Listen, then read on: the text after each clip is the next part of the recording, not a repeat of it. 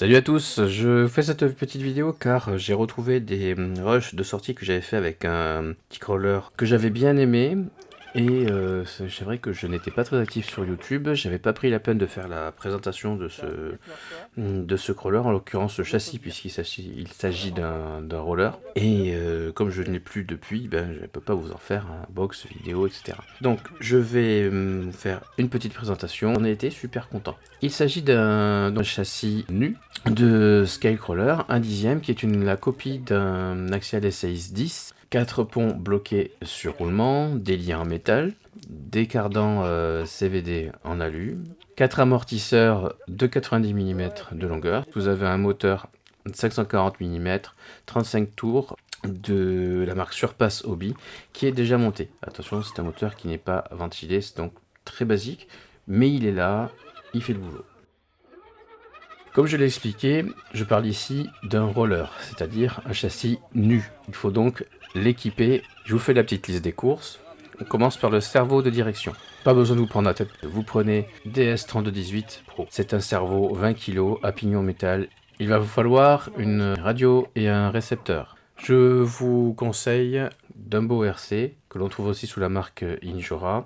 C'est un excellent rapport qualité-prix. Ça va être une radio au toucher un petit peu plastique. C'est une radio qui est quand même plutôt précise, une excellente portée, je n'ai jamais eu à m'en plaindre. Et je ne l'utilise pas qu'en crawler. Vous avez un récepteur qui tolère un bec de 7V4, on y reviendra plus tard. Elle tourne entre 25 et 30 € en fonction des aléas sur l'Express avec le récepteur. Ensuite, il va vous falloir votre variateur. Là, deux choix sont possibles selon votre budget.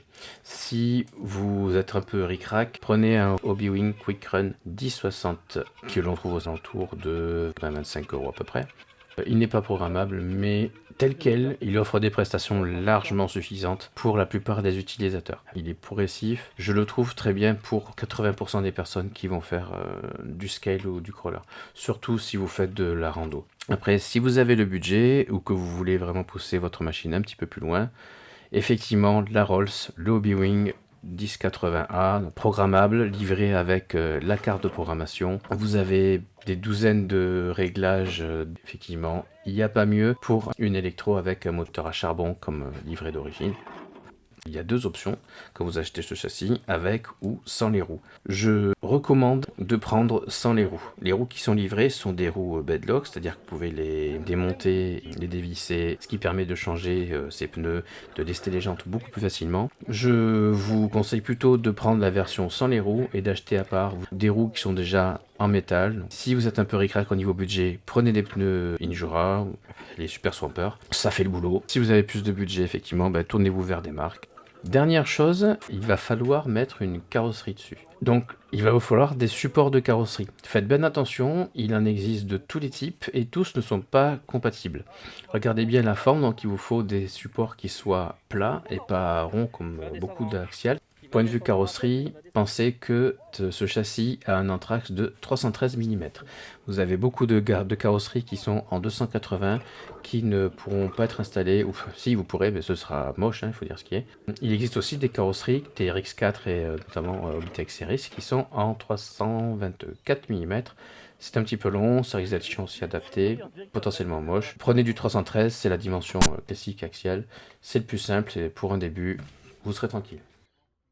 Pour terminer, il y a des choses à savoir sur les qualités et notamment les défauts de ce roller afin de ne pas avoir de mauvaises surprises. 90%, 99% des pièces de marque Axial et compatibles Axial sur AliExpress et autres sites de revente sont compatibles avec cette machine. À quelques exceptions près. Les cardans côté roue, qui vont donc avec la pignonnerie, les ponts avant-arrière, ne sont pas compatibles Axial. L'empreinte est différente, ils sont spécifiques. Vous pouvez, même dans le cas d'un Rally Freeman, lui est compatible Axial à ce niveau-là. Ce n'est pas le cas de ce châssis. Ceci dit, Injora vend les bonnes références, donc en 4 cases, vous trouverez des pièces, pas de souci.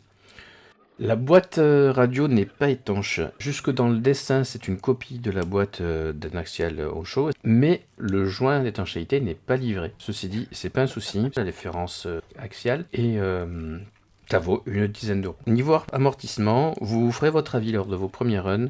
Je ne les ai pas touchés et j'ai eu quand même des performances en franchissement qui étaient pas dégueulasses. Alors que ce sont, il faut se l'avouer, des amortisseurs les plus bas de gamme de la gamme Injora. Vous avez une quasi-absence d'huile à l'intérieur. Je trouve que j'avais de très bons pneus de marque, donc la machine grimpait de partout. Si vous avez un petit peu de marge au niveau du budget, pour une trentaine d'euros, vous avez des amortisseurs, toujours c'est Injora, amortisseurs Mountain à ressort extérieur, qui eux sont bien plus qualitatifs, qui vous apporteront un meilleur comportement. Attention, la gamme Mountain, vous avez plusieurs types d'amortisseurs, et notamment ceux à ressort interne. Ceux-là, fuyez-les. Ils sont beaux, ils sont livrés avec 3 ressorts de dureté différentes. Fuyez-les. Déjà parce qu'ils fuient, ils fuient l'huile. Au niveau comportement, ils sont presque moins bons que ceux livrés avec le châssis. Si c'est pour faire du scale d'étagère ou de la rando, si vous voulez, mais pour quelques euros d'écart au niveau performance, non, ils sont nuls. C'est extrêmement contraignant de les ouvrir à chaque fois pour changer les ressorts, faire ses réglages. Il vaut mieux garder des ressorts externes avec la petite bague de précontrainte. C'est tellement plus facile et en plus, Injora les vend pour à peine plus cher. De mémoire, c'est 30 euros les 4. Je les ai sur mon Freeman. Je les trouve super cool. Un petit défaut que j'ai rencontré à la fois sur le crawler et donc maintenant sur mon Rogue Bouncer Injora, c'est tout ce qui est cardan. À l'extrémité des cardans, vous avez qu'une goupille. Cette goupille est retenue par un ressort. Ce ressort manque cruellement de tarage. Ce qui fait qu'à la moindre contrainte, que ce soit lors du franchissement d'un rocher ou au niveau direction, la goupille passe à travers le ressort. C'est pas un gros souci puisque la solution à ça elle est très simple. C'est tout simplement de mettre une gaine thermo autour de ce ressort. Il ne peut plus sortir, c'est votre gaine qui fait le job. Dernier point à savoir, attention, avant de vous lancer, faites bien les comptes, faites bien votre panier et regardez à combien il vous revient. On se dit, et c'est valable aussi pour le Rogue Buggy qui a l'avantage d'avoir déjà sa carreau, part d'un châssis à 100 euros, je vais faire un crawler à pas cher. Méfiez-vous, parce que quand vous attaquez carrosserie, support, tout ça, peinture, etc., vous vous retrouvez en fait rapidement à des prix où vous pouvez avoir des machines RTR. Je prends l'exemple, je reviens encore, mais pour moi ça reste une excellente machine avec une très bonne base, très bien équipée et qui a besoin de très peu d'upgrade. Le Really Freeman que l'on trouve sur Conrad, donc même pas en Chine, très souvent à 190 euros RTR et même avec une batterie, même si c'est un IMH, c'est pas top, mais quand même chargeur batterie, soit moins de 200 euros livrés, vous avez une machine sur laquelle vous avez très peu de modifs à faire. Très honnêtement, sur cette machine, vous changez les roues, donc comptez une trentaine d'euros, le variateur 25 euros si vous vous satisfaites du Hobby-Wing 1060. On n'atteint même pas les 300 euros, vous avez une machine top, avec déjà la carreau à tout. Si vous faites la même chose, que vous équipez d'emblée avec le bon matos ce châssis, si vous voulez juste vous monter un châssis low cost, vous allez vous retrouver face au Freeman qui est d'emblée prestation très similaire. Pour moi, ce châssis, son principal intérêt, c'est celui d'avoir le plaisir de se construire sa machine à partir de zéro. Choisir son électronique, sa carrosserie, le plaisir de bricoler également. Mais pour moi, elle ne sera pas aussi intéressante qu'un Freeman. Vous allez dépasser un petit peu en budget, ça va vous demander un petit peu plus de taf. Mais voilà, encore une fois, si votre but c'est d'avoir le plaisir de vous construire votre machine à votre main, ok. Au niveau efficacité, en ce qui me concerne, j'avais juste 4 bons pneus, un petit peu de lest dans les pneus, tout en Hobby-Wing 1060, le moteur 55 tours, le cerveau c'est celui que je vous ai recommandé, j'avais vraiment rien de fou, juste de bons pneus. Tout le reste, matos premier prix. Cette machine était très surprenante et elle a surpris par son efficacité les collègues avec lesquels je roule, qui a un Really Freeman, plusieurs Charisma, Tech Series, qui reste une bonne machine aussi, mais bien plus cher. Et ils ont été très surpris par ses performances alors que je n'avais même pas changé les amortisseurs par quelque chose de qualitatif. Si vous êtes curieux, une fois que vous avez pris compte de mes avertissements et que vous êtes ok avec ça, vous pouvez vous lancer. Perso, c'était une très bonne expérience. Moi, de mon côté, j'ai les revendu parce que j'ai voulu essayer le Hobbytech CRX, que j'ai bien aimé. Et puis, j'avais un Really Freeman à côté qui me convenait plus. Donc, je l'ai revendu. Je suis resté avec mon Really Freeman qui est toujours là, qui a bien changé et dont je suis super content. Il ne me reste plus qu'à vous montrer ma petite session, mes deux mêmes petites sessions. Je verrai si je fais une ou deux vidéos avec cette machine. Allez, bon visionnage.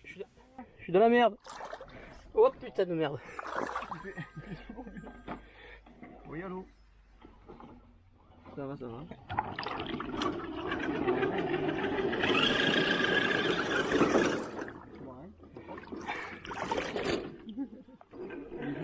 La boîte est à 5 cm, la boîte dans l'eau. Le haut de la boîte. Ouais, ouais. Oh putain. Ah là, il y a un trou là, ça prend pas.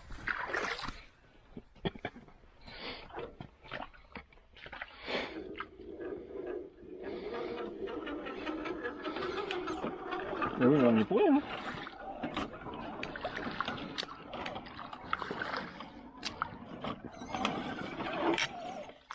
Pêchez ce caillou en dessous là.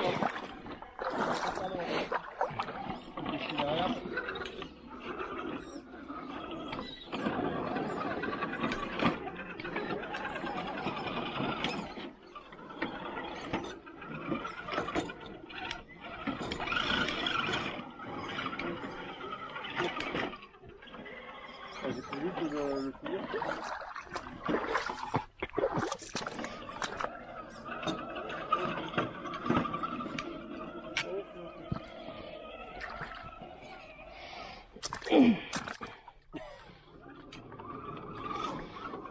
Finalement, je sais même pas si je vais remonter le pare-choc avant. Mais je sais pas si je vais pas enlever le pare-choc avant. En fait, il te faudrait juste un truc qui est rigide, qui soit collé à la carrosserie. C'est pas bon ça. Hein? Je vais commencer à partir en couille, c'est pas bon. Il va finir comme l'autre.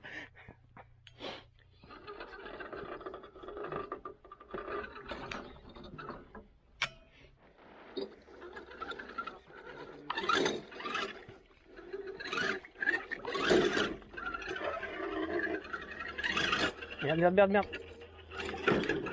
Où tu vas? Il part tout seul. Ah. Peut-être la batterie qui dit merde.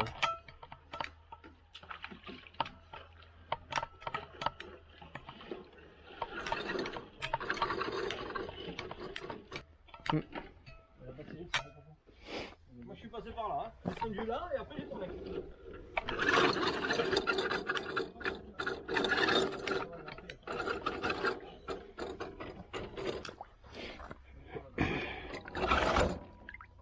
Ouais, ça te fait plaisir, attends.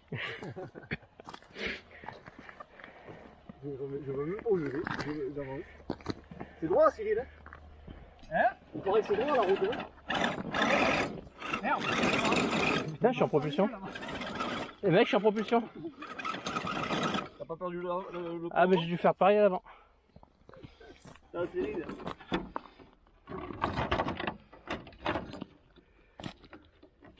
Ah oui. Sorti. C'est l'avant? Oui, c'est l'arrière qu'on a fait. Là, j'ai fait pareil avec l'avant. Cyril! Cyril! On va faire pareil, le centre! En avant!